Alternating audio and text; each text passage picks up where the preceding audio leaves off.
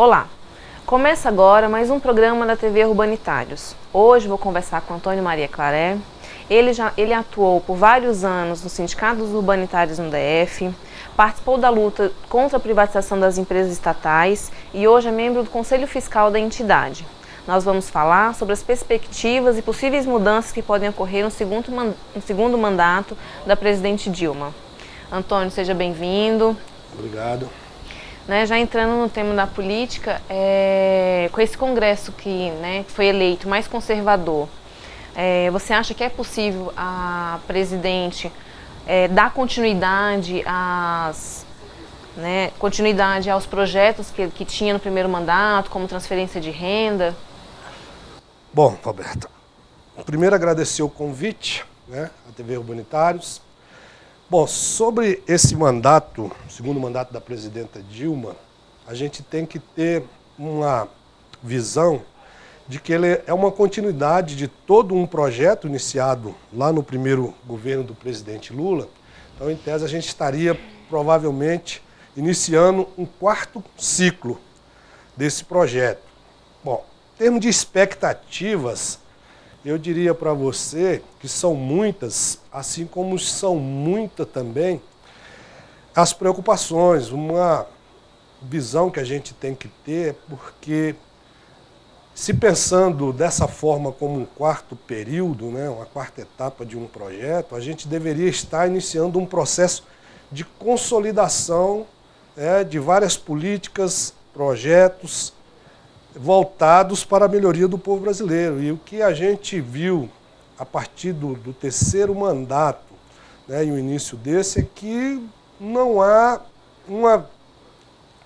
uma visão clara que a gente possa acreditar de que essas transformações iniciadas vão se consolidar na sua totalidade.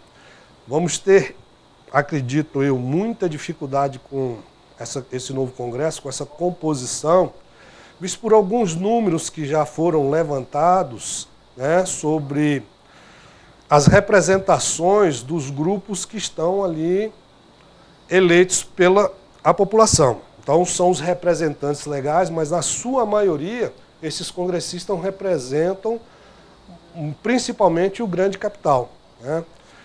E, por outro lado, também é possível observar os maiores contribuintes para fazer com que eleja esse Congresso, que são grandes corporações, algumas aí de grande peso, grande influência no mercado nacional e internacional. Então, o Congresso, a cada legislatura, ele parece estar bem mais próximo, ou cada vez mais próximo do poder do capital. E isso, com certeza, dificulta muito você consolidar políticas públicas, políticas que tragam melhores condições para a maioria do povo brasileiro. Então, nesse sentido, eu acho que o governo da presidente Dilma, nesse quarto ciclo, vai ter inúmeras dificuldades, a gente vendo por esse lado da composição atual do Congresso. Porque assim, ele é composto, esse Congresso mais conservador, mais pela direita, Você acha que é possível, assim, que isso vai desgastar mais o governo? Sim, a questão do desgaste a gente tem que fazer uma certa, vamos dizer assim, uma composição de visão no que diz respeito à mídia. Nós temos uma grande dificuldade na questão da democratização dos meios de comunicação no Brasil, e ela tem um papel fundamental nisso aí.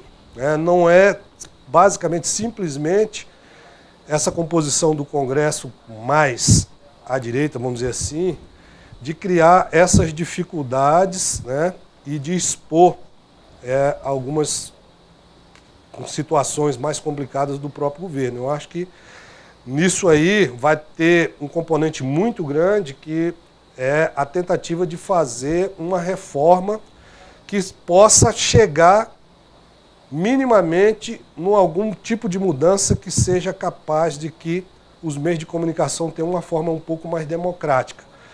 A gente é um tópico complicado, até porque o meio de comunicação, os meios de comunicação existentes hoje no Brasil, dificultem muito que esse tipo de debate seja alavancado no Brasil. Não é de hoje que tenta se discutir uma reforma sobre os meios de comunicação, e os meios de comunicação usam disso para dizer que é uma tentativa de poder diminuir ou cercear o direito de informação, né? Então, é um tema muito complicado, mas que ele tem que ser iniciado esse debate dentro do Congresso, extravasar e chegar até a opinião pública, né, a sociedade, para que a gente possa ter clareza das discussões no que diz respeito não só à política, mas a tudo que concerne a sociedade, para que o povo tenha clareza dessas informações e possa também participar desse debate de uma forma mais participativa e concreta. Eu não sei se dessa forma eu estaria te respondendo, mas é esse sentido que eu acho que a mídia e o próprio Congresso tem uma influência, vai ter uma influência muito grande nesse mandato, segundo mandato da presidenta Dilma. Você falando dos meios de comunicação, uma das, né, assim, as duas bandeiras mais importantes do governo é a democratização dos meios de comunicação e uma outra é a reforma política. Você acha que é possível avançar com esses dois projetos de reforma política e democratização das mídias, dos meios de comunicação? Sim, é possível, mas eu tenho clareza de que não vai ser do tamanho que a gente gostaria ou que a maioria das pessoas que vem discutindo seja seu grupo de participação, como um sindicato, uma associação, sobre esses dois temas, né, que se consiga alcançar o que se gostaria. Alguns pontos é possível, até porque, no caso dos meios de comunicação, é visto que as grandes forças existentes entre eles, algumas, estão começando a sentir, né, que o seu poder de inserção e de manipular essas informações e levar essa forma de comunicação à sociedade, ela está começando a ter problemas entre eles, de forma que alguns começam a perder a audiência, começam a perder a credibilidade. Então, talvez alguma mudança seja possível, né, nesse sentido, até porque eles precisam dar alguma demonstração de que eles não é que não querem a democratização e que o viés deles de que isso seria cerceamento da liberdade de imprensa, alguma coisa assim, não é tão verdadeiro. No caso da reforma política, essa eu acho muito mais complicada ainda, em função dessa composição que falamos agora há pouco que existe no Congresso, que é muito conservador, né? A maioria dos que estão lá representam grupos com seus interesses específicos e que não têm interesse nas grandes mudanças, porque a forma como está aí, onde um Congresso praticamente todo ele eleito às custas de grandes corporações, e aí é aquela antiga máxima, né, do toma lá, dá cá, porque essas grandes empresas que a gente vê aí é que financiaram a maioria dos congressistas eleitos. Então, eles não têm interesse de mudar isso. Então, existe uma grande dificuldade. E a inter-relação que a gente faz com a mídia é nesse sentido, que com a democratização poderia se discutir mais o que é a democracia e ela não ficar discutida como se fosse só o período da campanha eleitoral em si, né? E que o processo democrático ele só vai ter sustentabilidade se a gente conseguir estar elegendo congressistas que estejam lá para construir e consolidar as políticas para a melhoria do povo, da maioria do povo brasileiro, e não para pequenos grupos, para pequenas corporações. Então, se houver esse debate mais franco, mais aberto, com mais participação da sociedade, ela vai poder ter essa compreensão de que o processo democrático e a consolidação dessas políticas passa pelo Congresso. Então, é importante isso porque você elegendo bons congressistas, pessoas preocupadas com a melhoria do povo, você consegue construir políticas, consolidar leis ou mesmo regulamentar o que não está regulamentado para que melhore a condição da maioria do povo brasileiro. Então, é uma coisa que puxa a outra, mas as grandes transformações, acredito eu, que elas vão começar a acontecer a partir do momento que a gente realmente conseguir transformar alguma coisa no que diz respeito a essa questão dos meios de comunicação, a democratização efetiva dos meios de comunicação. Você falou, né, da participação popular, né, e qual que é o papel do movimento sindical e dos movimentos sociais nesse contexto? Tem que se mobilizar, se articular para cobrar do governo que esse projeto da reforma política e o projeto da democratização dos meios de comunicação, eles não se percam durante o mandato, né? Como é que é possível se dar essa articulação desses movimentos e atuação? Bom, isso é verdade. A organização da sociedade, através, seja de associações, sindicatos, ou mesmo através das redes sociais, ela é importantíssima nisso, né? E a gente sabe que tudo começa através de uma ou de algumas pessoas que se colocam como líder e começam a buscar pessoas, se organizar para que haja as condições de poder efetivamente fazer as manifestações, porque é importante, seja o governo, seja o próprio Congresso, ele está ali e representa o interesse da sociedade. Portanto, a sociedade, de alguma forma, tem que se organizar e mostrar quais são os seus interesses para que haja essas mudanças. Então, essas organizações, cada um ao seu modo, ao seu meio, né, tem que fazer o seu papel e com, lógico, devido cuidado, que só cada organização tem essa capacidade de buscar a ter controle e conhecer bem quem são ou quem é as suas lideranças, para que não deixe que algumas pessoas com interesses outros, né, use desse mecanismo, dessa organização e desse grupo e acaba destoando ou levando esse grupo para um outro tipo de situação que não a de interesse, que seria as mudanças necessárias. Então, a gente tem exemplos e exemplos de organizações que procuram a cada vez mais se ampliar o seu leque de participação, seja nos movimentos sociais, né, mas buscando alternativas para poder divulgar para a sociedade e mostrar para o conjunto da sociedade que é possível ampliar. Agora é um processo lento, né? Não adianta a gente achar que tudo vai acontecer no estalar dos dedos. É a partir de organização, a partir de acertos e erros, mas que se consegue se organizar. O importante é que tenha, e já existem algumas organizações, né? Seja sindicatos, associações, movimentos sociais, que já estão bem articulados e que tem que se estimular que se organize de tal forma de ampliar não só as suas bases da sua organização, mas que ela consiga interagir com as outras e assim construir, né, um grande movimento para que consiga fazer a pressão necessária, organizada, né, pacífica, mas que consiga influenciar e mostrar aos parlamentares e ao governo que a sociedade organizada ela é possível sim de conseguir buscar, tornar e fazer com que os seus anseios possam vir tornar a realidade. O que não se pode é não fazer nada e deixar, principalmente os congressistas, seja ele em qual nível for, como representantes legais dessa sociedade, fazer o que acha que bem entende em nome de pequenos grupos que os financiaram e isso ficar na conta da sociedade, porque eles foram eleitos através do voto que é de todos nós, cidadãos brasileiros. Antônio, agora trazendo para o setor elétrico, né, a perspectiva do segundo mandato da Dilma. No primeiro mandato,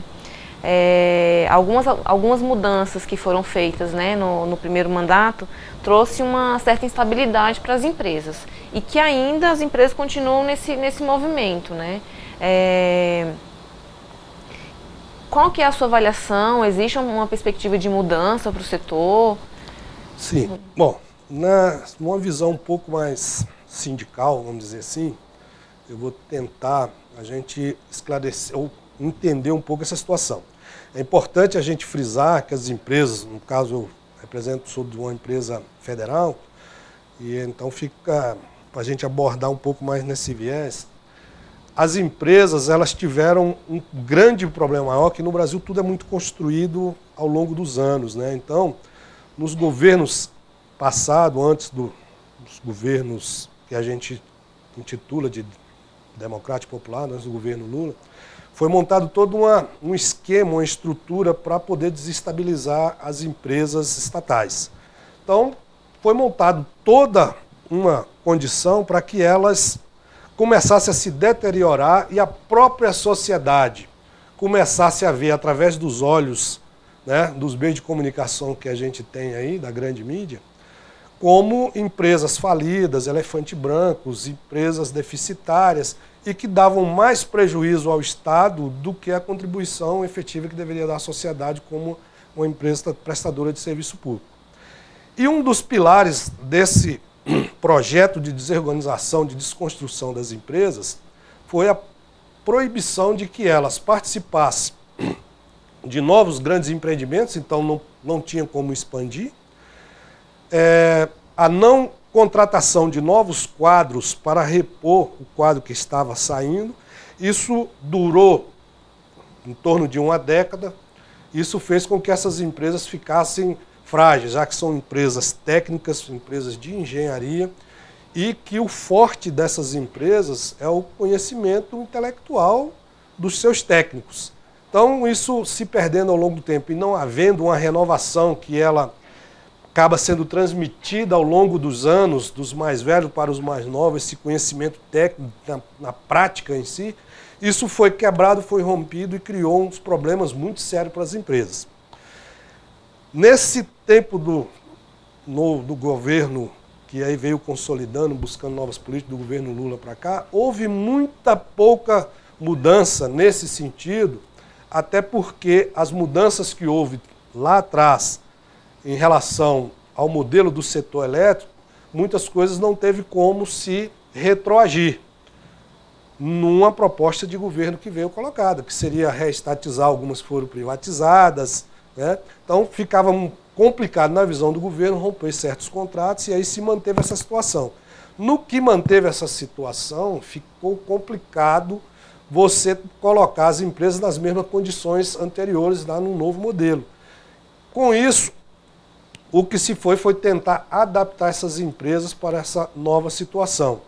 E aí aumentou o volume de trabalho para os trabalhadores, né? Diminuiu-se a qualidade no que diz respeito a manutenções preventivas, diminuiu-se muito na qualidade no que diz respeito a planejamento, né, de novos e grandes empreendimentos. Então, tudo isso passou a criar maior dificuldade para essas empresas. Então, hoje, o que nós vemos, as empresas depois passam por essa nova reestruturação em função da mudança na lei, com a lei das concessões, né? As empresas passam a ter que incentivar ainda mais o desligamento voluntário dos seus trabalhadores e aí perde mais uma vez uma grande capacidade intelectual dessa massa e aí não está havendo a reposição dos quadros. Então, existe uma dificuldade muito grande que eu vejo para que as nossas empresas que continuam estatais consigam ter uma retomada de grande monta num curto, médio prazo. Então, esse curto, médio prazo que eu coloco, eu acredito aí que dentro dos próximos 3, 4 anos. Se houver uma capacidade, eu acredito que uma capacidade de mudança, ela começará em meados aí do ano de 2018, 2019 para 2020. Provavelmente essas empresas estarão retomando a sua condição, né, que tinha alguns anos atrás, mas sabendo todos com um número pequeno realmente de funcionários em relação aos bons anos atrás, né, mas com a capacidade instalada muito maior, com a responsabilidade muito maior, mas com um número muito reduzido de trabalhadores. Essa é a visão que eu vejo aí para as empresas estatais a nível federal, a situação em função desses últimos anos. Você colocou que, né, com essas mudanças teve redução do quadro, deficiência na área de manutenção e operação. Isso pode trazer ineficiência para o setor, né, assim, né, para os consumidores, falta de energia, alguma coisa nesse sentido? Bom, no caso, a gente continuar tratando o assunto no que diz respeito às empresas estatais federais, são as empresas de geração e transmissão. Então, apesar dessa dificuldade, o que existe hoje do sistema e está comprovado é que, mesmo com essas dificuldades, o sistema ainda é muito confiável, né? É um sistema robusto, mas muito confiável. A tecnologia desenvolvida no Brasil, é reconhecida mundialmente, né? Ela ainda é muito eficiente. O que nós temos assim, que não podemos afirmar, é no que diz respeito aos equipamentos, que por mais que tenha dificuldade, no que diz respeito às manutenções preventivas que diminuíram, né?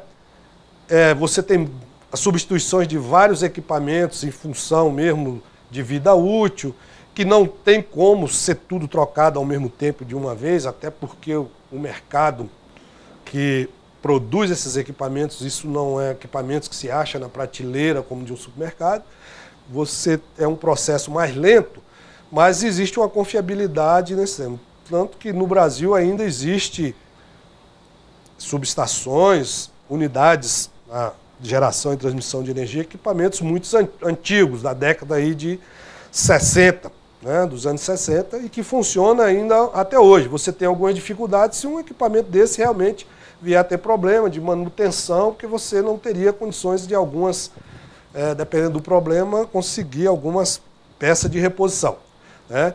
Então, esse seria um risco, ele é um risco independe disso, porque mesmo um equipamento novo hoje, né, com as novas tecnologias que tem, é muito rápido esse avanço da tecnologia, né, as coisas podem, um equipamento dar algum tipo de problema e tudo, mas o sistema, a configuração dele, ele é preparado para que possa haver um problema com o equipamento, né, ele ser, de certa forma, assim, grosseiramente falando, ser isolado de tal forma que você consegue manter que o resto do sistema continue funcionando e transmitindo energia. Então, a gente não poderia afirmar isso. Vamos ter dificuldade, mas nessa área é possível a gente conseguir, mesmo com esse staff menor e essas condições, manter o sistema como ele é hoje, né? Assim, confiável, com qualidade, entendeu? E suprindo a demanda hoje existente no país. Sim. A expectativa é que, né, do movimento sindical e dos trabalhadores é que, nesse segundo mandato da presidente Dilma, haja uma revisão na lei, né, 12.783, que foi a lei que trouxe as mudanças para o setor. Você acha que é possível, né, ter uma revisão? O que poderia ser mudado né, caso houvesse uma mudança na lei? Bom, mudança eu acredito que vai haver, até porque o próprio governo já sinalizou aí, se não me engano, no final desse mandato, primeiro mandato da presidente Dilma, com um ajuste em função do mercado livre, no que diz respeito à demanda da energia, no que concerne a questão de que um consumidor, por exemplo, tenha comprado num bloco de um leilão de energia, comprou uma quantidade e não usou, seja ele deliberada ou não, ele não usou toda essa energia, não teve consumo para isso, então ele ficou com a sobra, ele passou então a vendê-la e venda ela como no Mercado Livre. Como ele não é um agente comercializador, existia uma regra onde o preço disso era atrativo para haver esse tipo de situação. Ele comprava, vamos dizer, em torno aí de R$100 o megawatt-hora e vendia a 800 e alguma coisa esse megawatt-hora. Então, é um lucro, né, bem atrativo, e algumas empresas chegaram a fazer esse tipo de situação. E o governo, se não me engano, parece que baixou, não sei se um decreto, algo que reduziu esse valor aí para 300 e poucos reais. Então, tem algumas coisas que tem que ser feitas, e talvez essa seria uma das situações que, num caso desse, você comprou a energia e não usou ela toda, que ela, ao ser revendida, né, pudesse ser vendida pelo preço de compra, no máximo reajustado pela inflação, por um indexador, né, razoável, e não numa situação do custo da energia, por exemplo, do mercado livre, que vai ser gerado através, por exemplo, no caso da necessidade quando precisa entrar as térmicas, né? Então, acho que essa talvez seria uma abordagem que poderia ser feita numa dessas mudanças. A gente, como dirigente sindical, né, e houve muito debate sobre isso, talvez gostaria que mudasse muito mais coisas, até porque as empresas, principalmente as federais, que são mais antigas, algumas tiveram nessa renovação uma queda muito grande na sua receita. Isso criou muita dificuldade para que essas empresas voltem a ter a mesma condição de investir, né, de investimento, de ampliação.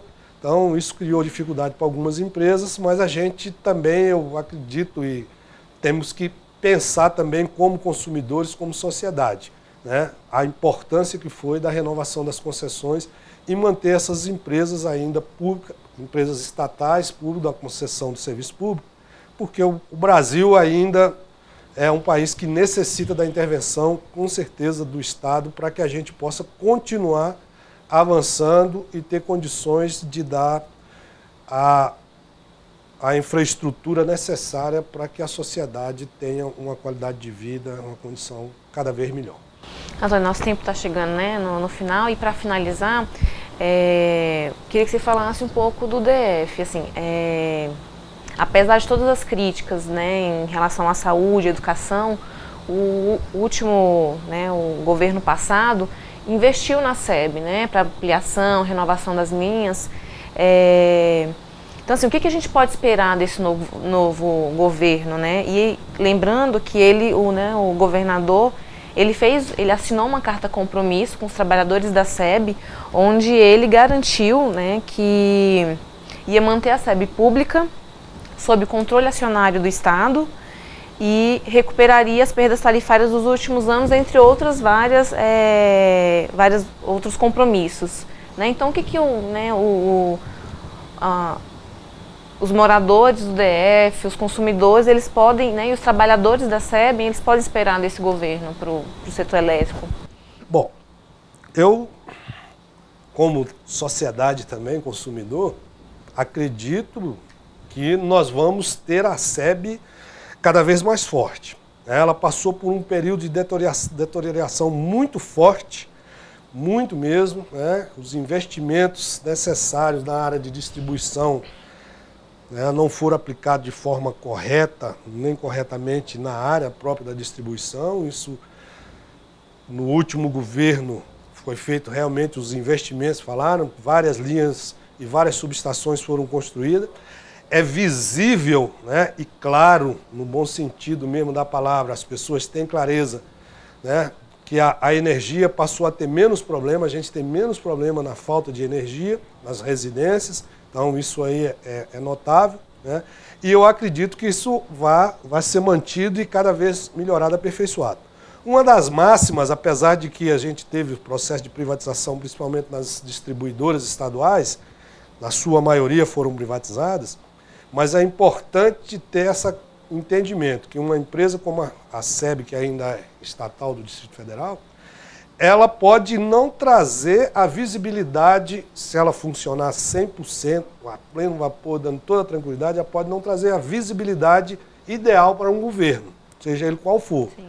Mas se ela estiver em decadência e chegar a criar problemas para a sociedade, pode ser para qualquer governo. Isso vai trazer toda a visibilidade de um péssimo governo, de uma má administração, má gestão.